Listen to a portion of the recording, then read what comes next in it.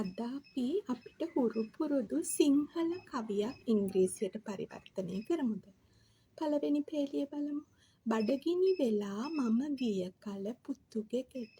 මේ පේලියේ මුලින්ම අපි ක්‍රියාපදයට අවධානය යොමු කරමු. ගියා. ගියා කියලා කියනවා නම් අපි දන්නවා මේක past tense වාක්‍යයක් කියලා. past tense වාක්‍යයක් අපි ගොඩනගද්දී මුලින්ම අපි ලියනවා subject එක, ඊළඟට past verb එක ලියනවා, ඊළඟට object එක ලියනවා. මේ පද පේලිය අනුව බඩගිනි වෙලා මම ගිය කල පුතුගේ ගෙට මේ වාක්‍ය පටන් ගන්න සුදුසුම ස්ථානය තමයි කල. එහෙම නැත්නම් මිට කියන අදහසින් එන when. When I went මම ගිය කල පුතුගේ ගෙට to son's home.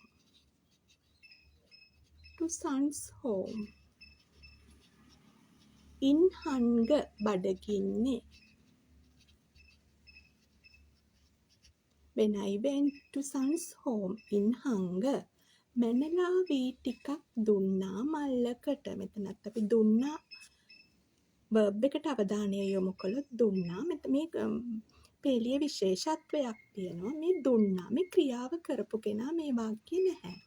ඒ කියන්නේ මේ වාක්‍ය object එහෙම නැත්නම් කර්මය මුල් වෙච්ච passive voice වාක්‍යයක්. ඉතින් passive voice වාක්‍යයක් අපි ගොඩනගද්දී මුලින්ම අපි ලියනවා object එක, ඊළඟට object එක අනුව was එහෙම නැත්නම් were යොදනවා, ඊළඟට past participle අවස්ථාව verb එකේ past participle අවස්ථාව තමයි යොදන්නේ.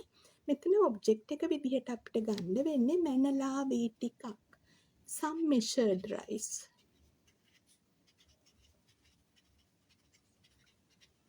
Some measured rice was given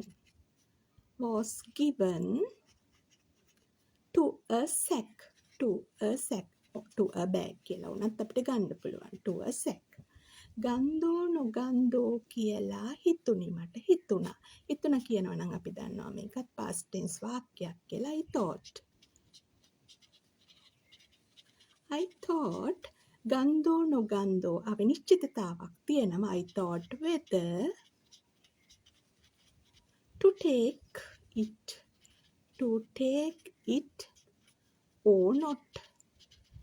ගන්දෝ නොගන්දෝ කියලා හිතුනි මට. I thought whether to take it or not.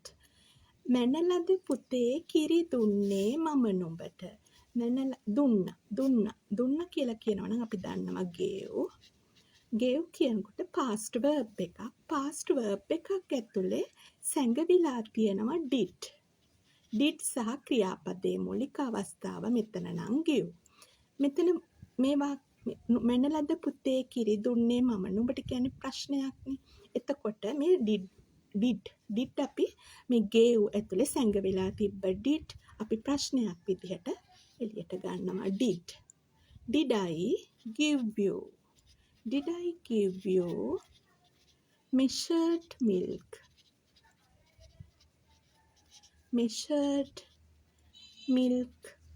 my son? Did I give you measured milk, my son? I think you can get some knowledge about how to translate Sinhala into English. Thank you for watching this video.